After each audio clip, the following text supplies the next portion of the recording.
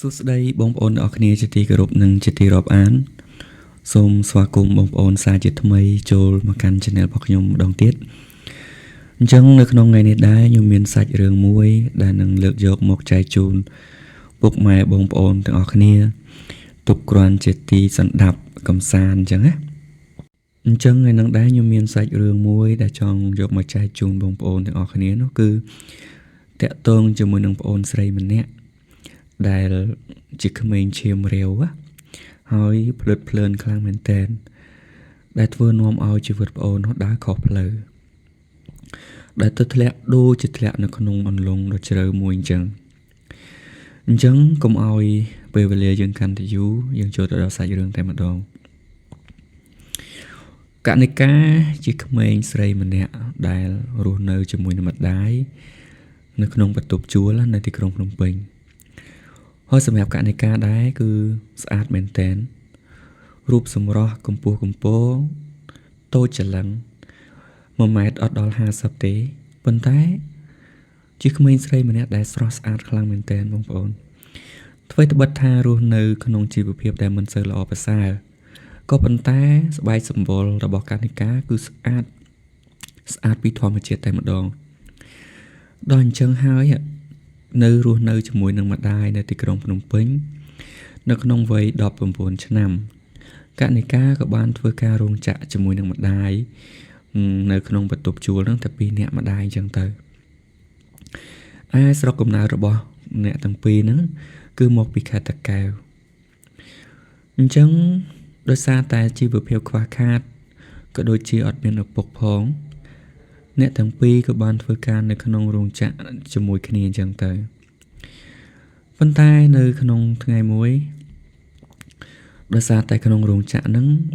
មានបញ្ហាកាត់ជំរុះបុគ្គលិកចោលខ្លះដោយសារថាអីវ៉ាន់វាអត់សូវមានអីចឹងណាដល់ពេលអញ្ចឹងទៅគេទុកតែបុគ្គលិកចាស់ទេចំណែកកណិកាគឺជាបុគ្គលិកដែលថ្មីដូចថា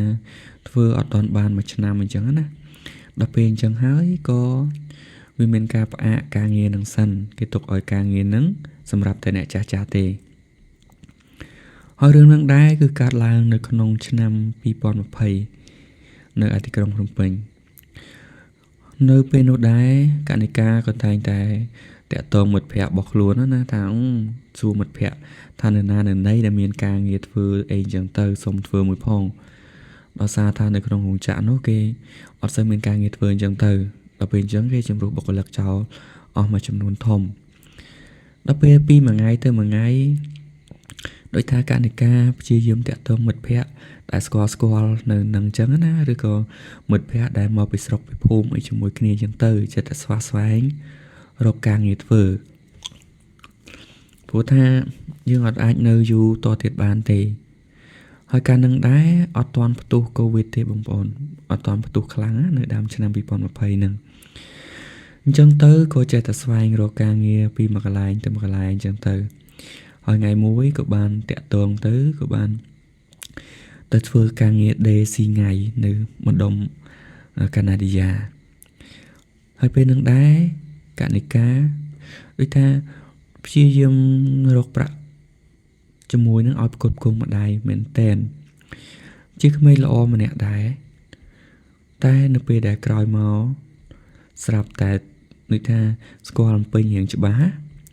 នៅពេលដែលស្គាល់អំពេញរៀងច្បាស់ក៏មានមិត្តភ័ក្តិ1 2 3ក៏ចេះតែប្រមូលដើរលេងដបងដៃអត់ទៅណាទេគ្រាន់តែថាដើរលេងថ្ងៃសៅរ៍ថ្ងៃអាទិត្យអីចឹងទៅលេងនៅផ្សារស្ទឹងមានជ័យថ្មីអញ្ចឹងទៅញ៉ាំអីហើយក៏មកផ្ទះវិញអញ្ចឹងណា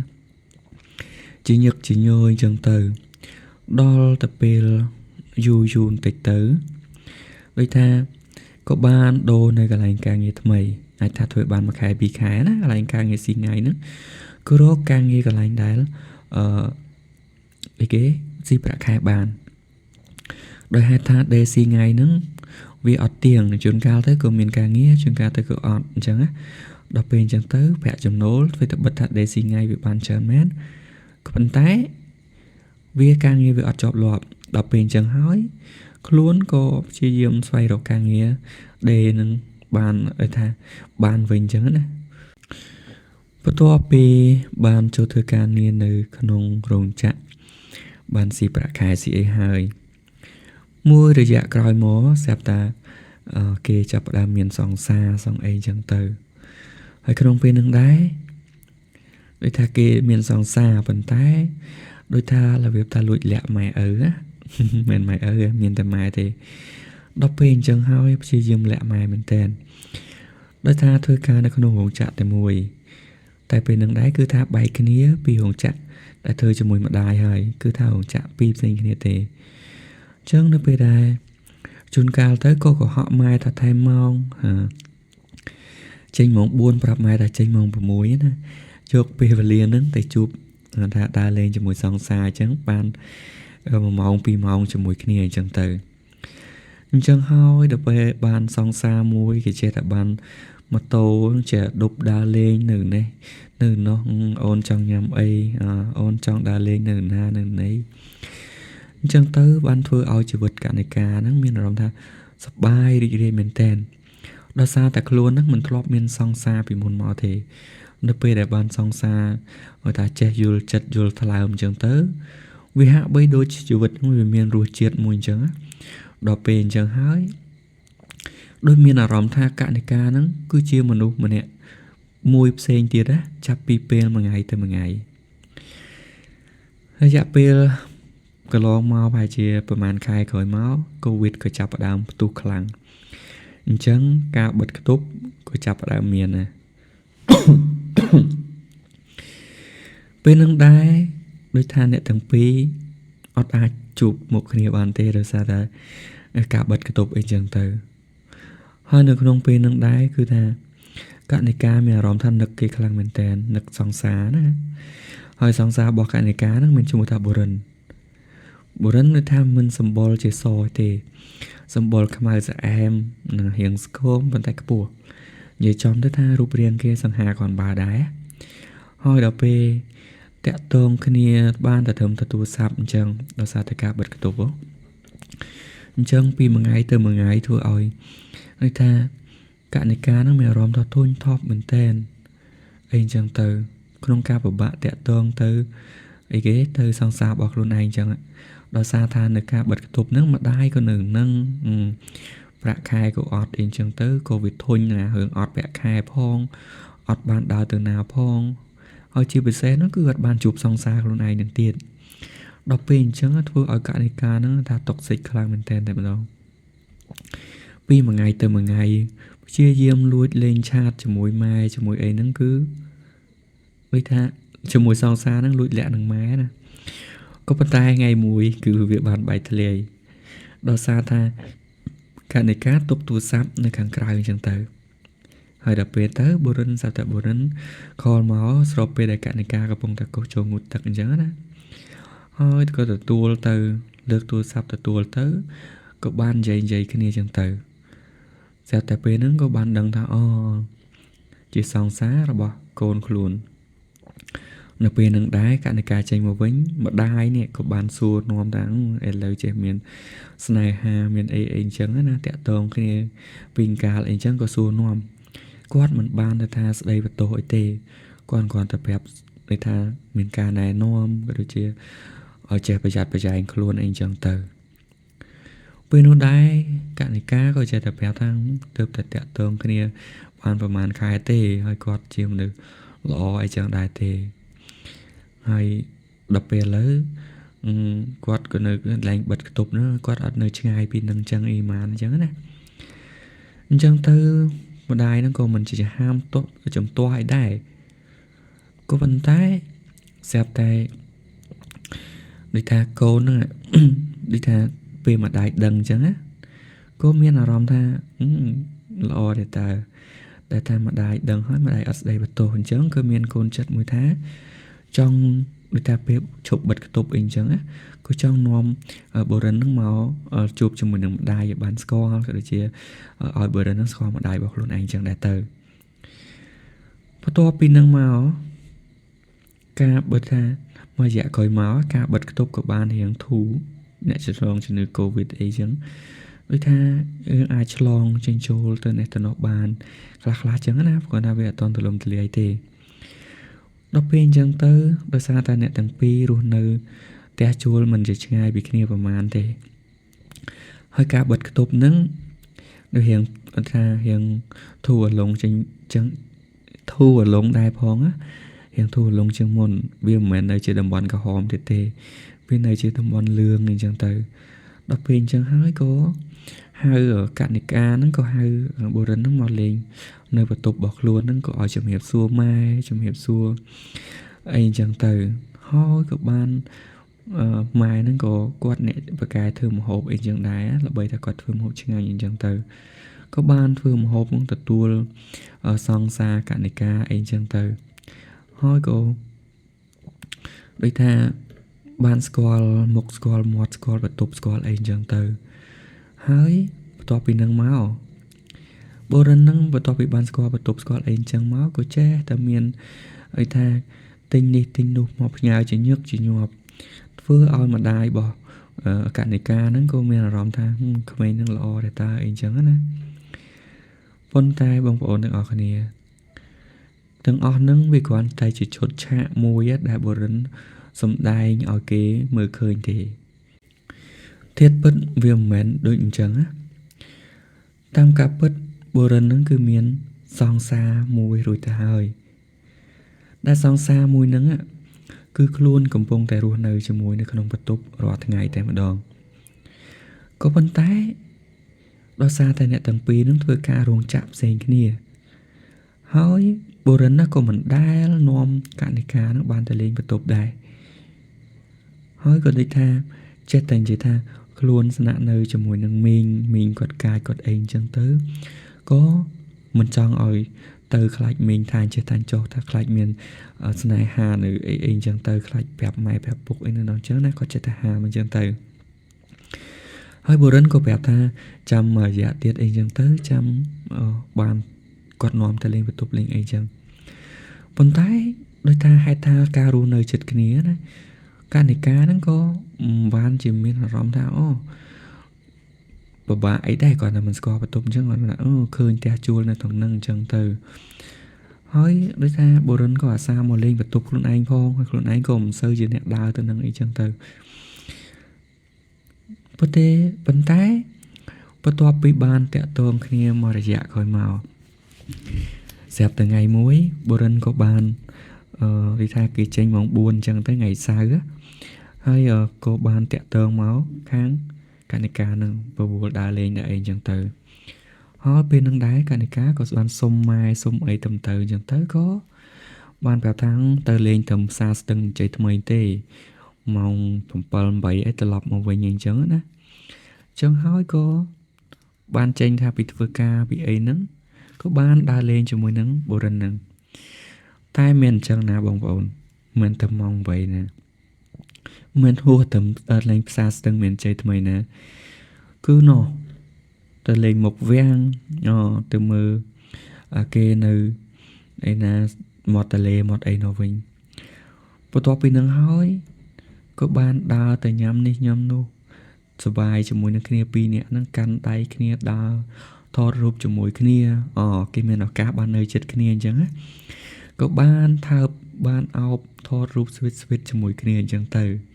ហើយពេលនឹងដែរកណិកាដែលថាគេសប្បាយចិត្តខ្លាំងដោយសារតែគេតាក់ទងគ្នាជាមួយគ្នានឹងប្រហែលខែហើយអត់ដែរអញ្ចឹងទេគឺអត់ដែលបានដូចថាបានអោបបានថើបខាន់ដៃគ្នាជាមួយគ្នាអញ្ចឹងទេគឺបានត្រឹមតែនិយាយទូរស័ព្ទបានត្រឹមតែជួបមុខគ្នាអញ្ចឹងវាអត់មានពេលវេលាផ្អែមថែមអញ្ចឹងណាដល់ពេលអញ្ចឹងក៏មិនបានដល់ត្រឹមម៉ោង 8ត្រឡប់ទៅផ្ទះវិញដែរវារៀងចូលម៉ោង 9 បានទៅដល់ប៉ុន្តែអត់ជាបញ្ហាទេដោយសារថាបន្ទប់ជួលហ្នឹងគេអីគេបិទម៉ោង 10នោះដល់ពេលអញ្ចឹងទៅក៏ដូចថាចូលផ្ទះចូលអីធម្មតាគាត់ទៅប្រាប់ម៉ែថាចូលម៉ោងចូលអីហួសទៅលេងមកទៅលេងអញ្ចឹងទៅកណិកាក៏ប្រាប់តអញ្ចឹងដែរណាប៉ុន្តែពេលនឹងដែរក៏ម៉ែចេះថាកុំសូវដើរលេងអីឆ្ងាយពេកអញ្ចឹងទៅដោយសារតែឥឡូវកូវីដក៏វាអត់ទាន់ធូរអត់ទាន់ស្បើអញ្ចឹងដែរអញ្ចឹងហើយក៏កណិកាក៏បានយល់ ព្រមតាមពាក្យម៉ែចឹងទាំងតែម្ដងនឹងទេថ្ងៃក្រោយអត់មានអីទេបងប្អូនអរគ្នាបន្ទាប់ពីតាក់ទងគ្នាបានប្រហែលឆ្នាំមកហើយរយៈពេលក្នុងឆ្នាំ2022ដូចជាតាក់ទងគ្នាបានប្រហែលជា3ឆ្នាំហ្នឹងគឺអ្វីដែលចម្លែកនោះគឺថាសង្សាររបស់បុរិននោះអត់បានដឹងតតែសោះថាបុរិននឹងមានតាក់ទងផ្សេងគ្រាន់តែមានអារម្មណ៍ថាចម្លែកអីប៉ុណ្ណឹងជួនកាលថ្ងៃខ្លះក៏ដាច់យប់ទៅម៉ោង9ម៉ោង10អីចឹងណាដោយសារតែអញ្ចឹងហើយក៏មានការចម្លែកដែរហើយបុរិនក៏គេដោះសារថាបានទៅផឹកស៊ីជាមួយនឹងជួបជុំមិត្តភ័ក្តិអីខ្លះៗអញ្ចឹងណាដល់ពេលអញ្ចឹងទៅក៏ខាងដៃគូសង្សាររបស់បុរិនក៏មិនសូវជាចម្លែកដែរដោយហេតុថាបុរិនគេលាក់សង្សារគេចិត្តហ្នឹងព្រោះមូលហេតុរបស់គេអញ្ចេះដែរគេអត់ប្រើទូរស័ព្ទមួយហ្នឹង Facebook មួយហ្នឹង Telegram មួយហ្នឹងសម្រាប់តាក់ទងទាំងអ្នកទាំងពីរទេគឺមានន័យថាគេប្រើ Facebook មួយលេខទូរស័ព្ទមួយ Telegram មួយហ្នឹងគឺសម្រាប់កណិកាហើយលេខទូរស័ព្ទមួយទៀតaccount Facebook មួយទៀតគឺសម្រាប់សង្សារដែលខ្លួននៅជាមួយនឹងឯងដល់អញ្ចឹងហើយក៏ចេះតែលាក់បាំងបានយូរហើយណាមួយជារដូវកូវីដផងដល់ពេលអញ្ចឹងវាដូចថាអ្នកទាំងពីរក៏អាចថាបានជួបគ្នានៅតែកន្លែងធ្វើការអញ្ចឹងទៅរឿងដើរលេងដើរអីក៏វាមិនសូវបានអញ្ចឹងណាហើយក៏បានជួបគ្នាត្រឹមតែពេលល្ងាចអញ្ចឹងទៅប៉ុន្តែបន្ទាប់ពីកូវីដធូរស្បើយមកនៅក្នុងដើមឆ្នាំ2023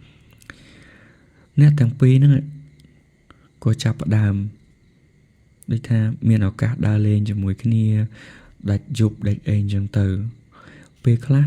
ធ្វើឲ្យម្ដាយរបស់កណិកាចេះតែទន្ទឹងរង់ចាំដូចថាអត់ឃើញកូនមកផ្ទះវិញជួនកាលទៅក៏ខលទៅលើកជួនកាលក៏ខលមិនលើកដាច់យប់ដាច់អីអញ្ចឹងណាបុរិនហ្នឹងក៏ពីមួយថ្ងៃទៅមួយថ្ងៃគេចេះតែណែនាំទៅលេងត្រង់នេះទៅលេងត្រង់នោះទៅជួនកាលទៅក៏នាំចូលក្លឹបជាមួយមិត្តភ័ក្តិរបស់គេដែលធ្លាប់ធ្វើការជាមួយអញ្ចឹងទៅបន្ទាប់ពីបានចូលក្លឹបរាំលេងសប្បាយស្គាល់មិត្តភ័ក្តិថ្មីជាពិសេសមិត្តភ័ក្តិប្រុសតែម្ដងចូលលេងជាមួយគេអញ្ចឹងទៅសប្បាយមានមិត្តភ័ក្តិស្រីខ្លះប្រុសខ្លះដែលជាសង្សារគេនាំទៅគឺថាមនុស្សដែលធ្លាប់ទៅនៅស្រុកនៅស្រែពេលដែលទៅដល់កន្លែងហ្នឹងដូចថាភ្លើនអារម្មណ៍ភ្លើនកើតឡើងក៏ចេះតែដូចថាជក់ចិត្តចង់ទៅម្ដងហើយម្ដងទៀតម្ដងហើយម្ដងទៀតហើយការដែលធ្វើខ្លួនហ្នឹងក៏ខ្លាំងជាងមុនទៀតចេះស្លៀកពាក់ខ្លីលេចលើលេចក្រោមផាត់ម៉ាក់យេផាត់អីចឹងទៅហើយអ្នកទាំងពីរហ្នឹងក៏ដូចថាដាច់យប់ដាច់អីហ្នឹងក៏ដូចថាបានគេងនៅជាមួយគ្នាអីជាញឹកញយចឹងដែរឯចំណែកគូសង្សាររបស់ខ្លួនខាងប្រុសបុរិនគូសង្សាររបស់ខ្លួនហ្នឹងក៏ចេះតែទន្ទឹងរង់ចាំមើលផ្លូវអីអញ្ចឹងថាឥឡូវប្លែកណាស់អីអញ្ចឹងដើរលេងដាច់យប់ដាច់អីរហូតអញ្ចឹងណាហើយដៃគូសង្សាររបស់បុរិនហ្នឹងគឺជាអ្នកដែលមកពីស្រុកភូមិជាមួយគ្នាទេមិនមែនជាសង្សារដែលស្គាល់គ្នានៅកន្លែងធ្វើការហ្នឹងទេគឺជាសង្សារម្នាក់ដែលមកពីស្រុកពីភូមិជាមួយគ្នាណាសង្សារគ្នាតាំងពីនៅរៀនណាហើយក៏បាននិយាយថាខំប្រឹងធ្វើការយកលុយហ្នឹងទៅសន្សំស្ដីដណ្ដឹងចូលរៀបការជាមួយនឹងខ្លួនអញ្ចឹងទៅបន្ទាប់ពីដើរលេងដាច់យប់ដាច់អីអញ្ចឹងទៅជាញឹកជាញយហើយក៏ថ្ងៃមួយខាងសង្សាររបស់បុរិនហ្នឹងក៏បានតាមតាន់ដល់ពេលតាមតាន់អញ្ចឹងក៏វាមានរឿងក្តីក្តាំងខ្លះធ្លាយទៅដល់ម៉ែឪនៅទាំងសងខាងពីព្រោះទំនាក់ទំនងពួកគេម៉ែឪសុទ្ធតែបានដឹងលឺទាំងអស់ហើយថាអ្នកទាំងពីរជាគូសង្សារនឹងគ្នាហើយក៏បានដឹងថារស់នៅក្នុងបន្ទប់តែមួយគ្នាអញ្ចឹងដែរបន្ទាប់ពីនឹងមកម៉ែឪខាងបុរិនម៉ែឪខាងកន្លែងគូសង្សារហ្នឹងក៏បានធ្វើការតាក់ទងមកបុរិនហ្នឹងឲ្យផ្ដាច់ទំនាក់ទំនងជាមួយនឹងកណិកាហ្នឹងអញ្ចឹងទៅហើយក៏ឲ្យឈប់ដើរលេងឲ្យអីអញ្ចឹងទៅបើមិនអញ្ចឹងទេនឹងមានបញ្ហាជាមួយគាត់ពីព្រោះគាត់នៅនោះជាម៉ែឪដែលសុទ្ធតែកាចជាពិសេសម៉ែឪរបស់បុរិនហ្នឹងតែម្ដង ដល់ពេលអញ្ចឹងហើយទោះបីថាស្រឡាញ់ប៉ុណ្ណាក៏ដោយដោយសារតែខ្លួនមានគូសង្សាររួចស្រាប់ផងម៉ែឪដាក់សម្ពាធផង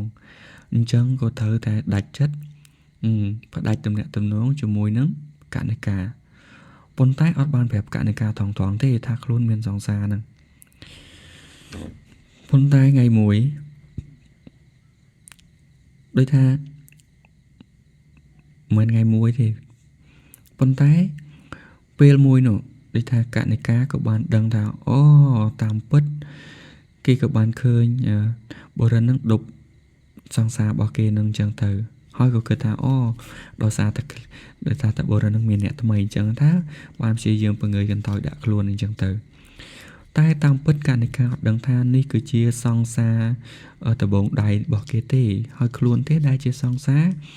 ក្រោយហ្នឹងអញ្ចឹងមានការយល់ច្រឡំបន្ទាប់ពីនឹងមកចាប់អារម្មណ៍ថាអូគេទៅធ្វើការនៅនេះនៅនោះអញ្ចឹងទៅថ្ងៃហ្នឹងដែរកណិកាងើបទៅតាំងពីព្រលឹមតែម្ដងស្អែកឡើងណាទៅចាំនៅមុខនឹងស្ទាក់ផ្លូវដើម្បីចង់ដឹងថាតើជាណាគេតើដប់ណាគេហ្នឹងបន្ទាប់ពីស្ទាក់ផ្លូវហើយសួរនាំទៅក៏បានដឹងថាគេមិនមែនជាសង្សារថ្មីផងគឺជាសង្សារចាស់ខ្លួនទេដែលជាសង្សារថ្មីរបស់បរិនដល់ពេលអញ្ចឹងហើយបរិននៅពេលដែលតល់ច្រកអញ្ចឹងហើយក៏បាននិយាយប្រាប់តងថាឥឡូវយើងចប់គ្នាទៅទំនាក់ទំនងរបស់ពួកយើងអញ្ចឹងណាហើយដោយសារតែខ្លួនមានគូសង្សារហើយដែលថាខ្លួនសុំទោសសុំអីអញ្ចឹងទៅដោយសារតែខ្លួនមានគូសង្សារហើយម៉ែសុទ្ធតែបាននឹងលើដូចគ្នាអញ្ចឹងទៅខាងស្រីនោះក៏បខំឲ្យចូលស្ដីនឹងដែរហើយគេចិត្តចូលស្ដីនឹងហើយដល់ពេលអញ្ចឹងធ្វើឲ្យកណិកានេះឈឺចិត្តខ្លាំងមែនតើដោយហេតុថាទំនាក់ទំនងគ្នាប្រហែលឆ្នាំហើយអត់ដឹងថាគេមានគូសង្សារហើយរស់នៅជាមួយគ្នាទេហើយក៏បានស្ដីបន្ទោសខ្លួនឯងនឹងថាល្ងងអីចឹងទៅដោយហេតុថាឈឺចិត្តខ្លាំងពេកក៏បានតាក់ទងជាមួយនឹងមិត្តភ័ក្តិដែលស្គាល់ដែលធ្លាប់ដើរលេងក្លឹបដើរលេងអីជាមួយគ្នាណាចឹងក៏បានតាក់ទងមិត្តភ័ក្តិហ្នឹងទៅដើរផឹកស៊ីប៉ោឡែជាមួយមិត្តភ័ក្តិនោះទៅដោយសារគេខូចចិត្តណាដល់ពេលហ្នឹងដែរទៅហ្នឹងមិនមែនមានតែគេថាមនុស្សស្រីណាគឺមានខាងមិត្តភ័ក្តិស្រីរបស់គេហ្នឹងគឺគេនាំគូសង្សារគេទៅដែរដោយហេតុថាឃើញកណិកាស្អាតផងសង្សារម្នាក់របស់អ្នកស្រីហ្នឹងក៏ចេះតែមើលលើមើលក្រោមហើយគេថាគេធ្វើខ្លួនឲ្យស្អាតផងកណិកាធ្វើខ្លួនឲ្យស្អាតផងអញ្ចឹងជាការដែលមនុស្សប្រុសជាច្រើនហ្នឹងចាប់អារម្មណ៍មែនតើហើយមើលទៅសែតផងអញ្ចឹងចូលដល់ក្លឹបហ្នឹងអត់ខ្វះទេអ្នកលួងលោមគឺអត់ខ្វះទេអញ្ចឹងដែរមិត្តភ័ក្តិដែលមានសង្សារនាំទៅក៏គេចាប់អារម្មណ៍ហើយក៏គេបានដឹងថាអូគេដាច់ពីបរិណ័យអញ្ចឹងគេក៏ព្យាយាមនិយាយលួងលោមខ្លះអញ្ចឹងទៅមួយពីរអីអញ្ចឹងទៅហើយសង្សាររបស់គេហ្នឹងក៏មិនបានគិតអីវែងឆ្ងាយដោយសារថានៅនឹងមុខទៅហើយអញ្ចឹងវាមិនអាចអីទេមិនអាចថាសង្សាររបស់ខ្លួនឯងត្រូវទៅតាក់ទងកណិកាទៀតអញ្ចឹងដោយសារថាកណិកាហ្នឹងក៏ទៅតែបែកបាក់ស្នេហាហើយអញ្ចឹងសង្សារខ្លួនទៅនិយាយអីអញ្ចឹងក៏វាមិនជាបញ្ហាដែរគ្រាន់ជាការលើកទឹកចិត្តមួយនៅពេលដែលកណិកានៅអង្គុយនៅនឹងអញ្ចឹងយូរទៅអត់បានចូលរួមចូលអីអញ្ចឹងណានៅអង្គុយនៅបន្ទប់ហើយក៏ផឹកអញ្ចឹងទៅស្រាប់តែពេលនឹងដែរដែលសង្សាររបស់គេហ្នឹងម្នាក់ស្រីហ្នឹងក៏បានទៅបន្ទប់ទឹកសិននេះជាពេលឱកាសមួយដែលសង្សាររបស់ម្នាក់ស្រីហ្នឹងមិត្តភក្តិគេហ្នឹងលួងលោមហើយព្យាយាមដូចថាយកធ្វើម៉េចយកលេខទូរស័ព្ទឲ្យបានធ្វើម៉េចយក Facebook ឲ្យបានអញ្ចឹងណាអញ្ចឹងពេលនេះដែរដោយសារតែខកចិត្តជាមួយនឹងស្នេហាខកចិត្តខកខ្លួនខកប្រាណអស់ទៅហើយអញ្ចឹងកណិកាមានអារម្មណ៍ថាវាអស់អីទៀតហើយអញ្ចឹងដោយសារតែភាពឈឺចាប់ភាពអីទាំងអស់ហ្នឹងហើយអញ្ចឹងគេសុំអីក៏ឲ្យដែរដូចថាទៅណាក៏ទៅនៅពេលហ្នឹងហើយក៏បានសុំអីអញ្ចឹងជាមួយគ្នាហើយពេលនោះដែរកណិកាជីដោយថាផឹកសបឹងត្រូវត្រឡប់ទៅផ្ទះវិញក៏វាជុលម៉ោងទៅអត់កើតដោយសារថា ទៅមិនកើតទៀតឥឡូវម៉ោង3ហ្នឹងដល់ពេលអញ្ចឹងទៅអ្នកទាំងពីរអ្នក3អ្នកហ្នឹងក៏បានដូចថាដប់គ្នាជិះម៉ូតូមួយហ្នឹង3នាក់ចេញទៅតែដោយហេតុថាកណិកាហ្នឹងរៀងស្វឹងផងហើយម្នាក់ស្រីដែលជាគូសង្សាររបស់គេហ្នឹងក៏មិនអាចថាឲ្យជូនកណិកាទៅផ្ទះវិញបានដោយសារជាប់សោជាប់អីចឹងក៏បានចូលទៅគេងទស្សនៈមួយហ្នឹងដូចថាទាំង3នាក់នឹងតែម្ដងដោយសារថាជាមិត្តភក្តិនឹងគ្នាទៅហើយអញ្ចឹងមិនមានបញ្ហាអីចូលទៅគេងនៅក្នុងទស្សនៈនឹងមួយតែម្ដងពេលនោះហើយគឺជាពេលដែលរឿងថ្មីត្រូវបានកើតឡើងមួយទៀតនៅពេលដែលចូលគេងទស្សនៈហ្នឹងខាងមិត្តភក្តិរបស់កណិកាហ្នឹងក៏ស្វឹងហើយកណិកាហ្នឹងក៏ស្វឹងដែរនិយាយចំទៅស្វឹងទាំងអស់គ្នាទាំង3នាក់ហ្នឹងតែដោយហេតុថាមនុស្សប្រុសគេនិយាយថាគេមិនសូវអីជាងអាស្មារតីគេគ្រាន់បើជាងហើយដូចថាកណិកាក៏ស្វឹងវាមិនដល់មិត្តភក្តិរបស់ខ្លួនដែរពេលហ្នឹងហើយនៅក្នុងបន្ទប់ដែលមានក្រែ2ហើយគេង3នាក់ហ្នឹង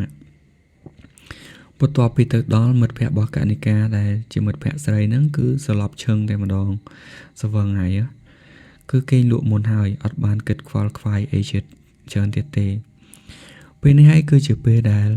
សង្សាររបស់ខ្លួននោះគឺថាឆ្លៀតឱកាសទៅលួងលោមកណិកាដោយហេតុថាឃើញមិត្តសង្សាររបស់ខ្លួនស្វឹងហើយគេលក់បាត់ហើយគេលក់ទាំងតតឹងក្រែតែម្ដងអត់បានគេលក់អីណាឡើងលើគេទៅទេគឺគាត់ដាក់ខ្នងទៅមកផ្លែតគេលក់តែម្ដងចំណែកកណិកាក៏រៀងស្វឹងប៉ុន្តែគេនៅសែតណាអញ្ចឹងការផឹកស្រាក៏មិនដូចសង្សាររបស់ខ្លួនដែរអញ្ចឹងក៏គេចូលខ្លួនទៅលួងលោមនាយអាយ1 2អញ្ចឹងទៅចេះតែបបងអាលនៅពេលនឹងដែរកូនអ្នកទាំងពីរហ្នឹងក៏បានដូចថាកណិកាចេះតែបដ ாய் ខ្លួនដែរក៏បានចូលជាមួយគ្នាបន្តទៅទៀតទៅបន្ទាប់ពីនឹងមកស្អែកឡើងពេលព្រឹកក៏បានទៅផ្ទះវិញរៀងខ្លួនហើយព្រឹកនឹងដែរកណិកាអត់បានទៅធ្វើការទេហើយក៏អត់បានសុំច្បាប់គេដែរ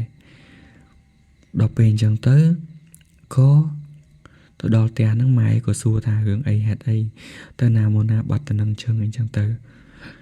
ហើយកណិកាហ្នឹងក៏បានប្រាប់ម៉ែប្រាប់អីវិញណាពេលល្ងាចទេដែលម៉ែចេញពីធ្វើការមកវិញហ្នឹងក៏បានប្រាប់ថាគូសង្សារខ្លួនសុំបែកចិត្តបែកអីអញ្ចឹងទៅដល់ទៅពេលអញ្ចឹងម្ដាយថាខូចចិត្តខូចអីអញ្ចឹង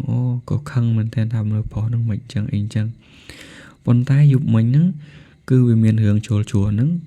កណិកាអត់បានប្រាប់ម៉ែទេថាបានគេងនៅជាមួយនឹងមិត្តភក្តិរបស់សង្សាររបស់មិត្តភក្តិខ្លួននោះម្នាក់ទៀតប៉ុន្តែកណិកាហ្នឹងក៏មានអារម្មណ៍ថាចូលចិត្តមិត្តឥឡូវសង្សាររបស់មិត្តភក្តិខ្លួនដែរដល់ពេលអញ្ចឹងកណិកាដោយសារសេចក្តីឈឺចាប់ក្នុងរឿងស្នេហាពេកគេក៏លែងចង់ធ្វើមនុស្សស្មោះទៀតដែរចង់ធ្វើជាមនុស្សដែលលែងគិតអីទាំងអស់ចង់ដើរធ្វើបាបចិត្តគេវិញដូចថាពេលខ្លះចង់ធ្វើបាបចិត្តគេវិញដូចថាជាការសងសឹកប៉ុន្តែអារម្មណ៍មួយទៀតវាហាក់បីដូចជាអារម្មណ៍ដែលថាមនុស្សឈឺចិត្តណាអញ្ចឹងលែងខ្វល់ខ្លួនប្រាណណាអារម្មណ៍ចេះតែនឹកសង្សាររបស់ខ្លួនដែលសំបែកទៅនោះគឺចេះ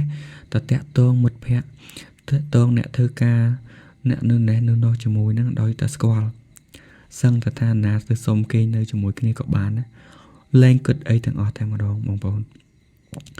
ជាមនុស្សស្រីម្នាក់ដែលធ្លាប់តែរំទុំប៉ុន្តែដោយសារតែមានវិបត្តិស្នេហាវិបត្តិការក្បត់ចិត្តការមិនថាក្បត់ចិត្តទេថាគេអាចបោកប្រាស់នៅទំនុកចិត្តរបស់ខ្លួនមិនបាននិយាយត្រង់ហើយក៏បានបែកគ្នាទៅក៏ធ្វើឲ្យមនុស្សម្នាក់ដែលធ្លាប់តែរំទុំហើយបែរទៅជាคล้ายទៅជាមនុស្សស្រីម្នាក់ទៀតដែលលែងគិតអីទាំងអស់ហាក់ដូចលែងមានអីសំខាន់ណាខ្លួនប្រាណណាសុំតែមួយយ៉ាងទេគាត់ថាសុំការពារធ្វើម៉េច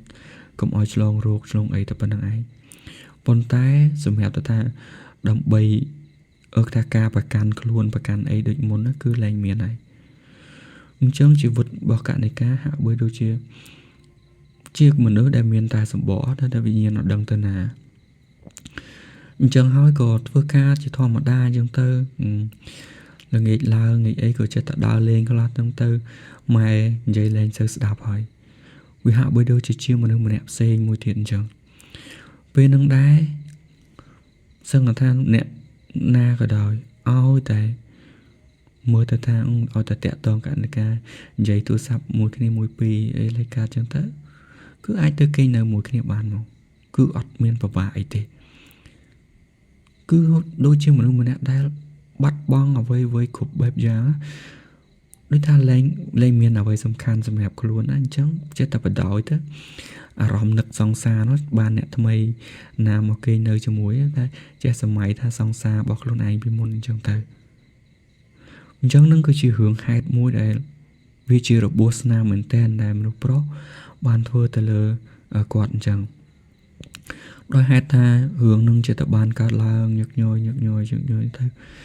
ម៉ែឪក៏ហាមលែងស្ដាប់ដែរយូរកណិកាក៏បានអាចថាខ្លាយទៅជាមនុស្សម្នាក់ដែលមានបញ្ហាផ្លូវចិត្តខ្លាំងមែនទែនដើរបាត់ពីផ្ទះប្រហែលថ្ងៃអញ្ចឹងទៅ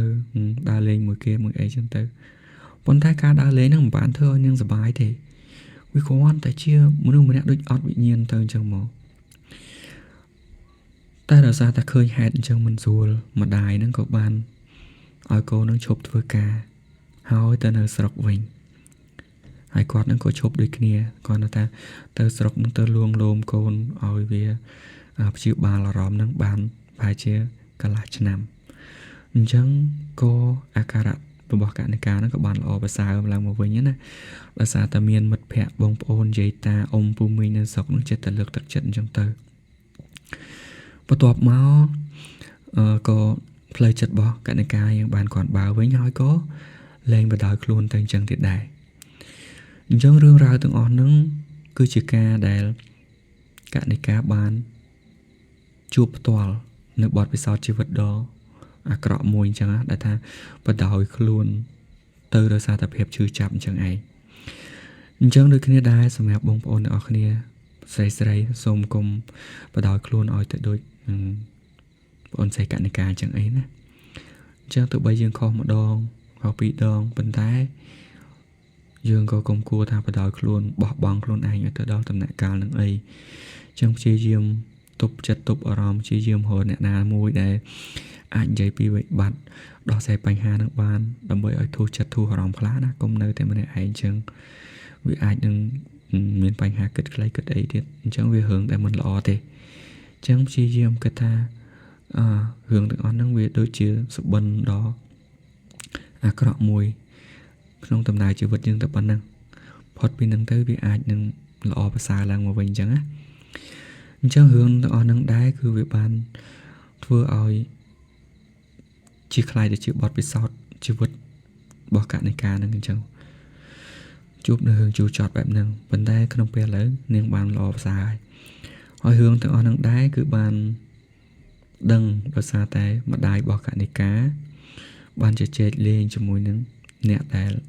បានផ្ដល់សាច់រឿងនឹងឲ្យខ្ញុំដូចគ្នាដែរអញ្ចឹងសាច់រឿងនឹងសូមសង្ខេបខ្លីត្រឹមតែប៉ុណ្ណឹងជូនទៅកាន់បងប្អូនអ្នកគ្នាទុកគ្រាន់ស្ដាប់កំសាន្តហើយសូមបងប្អូនស្ដាប់ដោយការពិចារណាអញ្ចឹងណាអញ្ចឹងខ្ញុំមិនបានជាអ្នកនៅក្នុងសាច់រឿងនឹងផ្ទាល់ទេអញ្ចឹងការនិយាយរបស់ខ្ញុំអីក៏វាអាចនឹងមានការឆ្កំឆ្គងខ្លះវាអាចនឹងខុសខ្លះអីខ្លះអញ្ចឹងក៏ប៉ុន្តែក្នុងចេតនាមួយដាស់តឿនឲ្យបងប្អូនទាំងអស់គ្នាដែលជាស្រីកុំឲ្យធ្លាក់នៅក្នុងអន្លង់វិបត្តិបែបហ្នឹងអីអញ្ចឹងល្មមអីហើយអ្នកវិភាសាជាការលើកទឹកចិត្តមួយណាអញ្ចឹងនឹងគ្រាន់តែជាសាច់រឿងមួយទុកឲ្យបងប្អូនស្ដាប់កំសាន្តហើយក៏ស្ដាប់កំសាន្តនៃការពិចារណាផងដែរចំពោះបងប្អូនដែលចង់មានសាច់រឿងហើយចង់ចែកម្លែកបងប្អូនអាចតាក់ទងមកតាមខមមិនបានចាំមិនបានចាំខ្ញុំផ្ដល់វិធីសាស្ត្រក្នុងការតាក់ទងមកវិញអញ្ចឹងណាអូខេអញ្ចឹងរឿងមានតែប៉ុណ្ណឹងសូមបងប្អូនអរគ្នាសុខសប្បាយហើយកុំភ្លេចចុច Subscribe ចុច comment like មួយផងដើម្បីទទួលបាននៅវីដេអូថ្មីៗពីខ្ញុំទៀតហើយបើចង់ចែកចាយសាច់រឿងបងប្អូនអាច comment ប្រាប់ខ្ញុំផងអញ្ចឹងអរគុណបងប្អូនអ្នកគ្នាសូមជម្រាបលាជួបគ្នានៅវីដេអូក្រោយបាយបាយ